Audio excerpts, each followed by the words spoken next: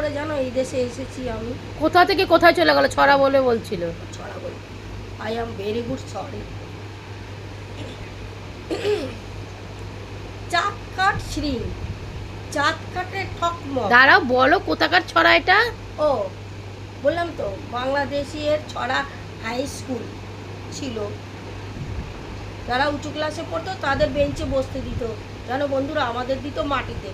আমরা কারণ সবাই শিখছি, তাই জন্য আমাদের ওই তালপাতা দিয়ে মাটিতে বসে পড়িয়ে দিত এরকম করে। হ্যাঁ, তাই একটা ছড়া মনে আছে।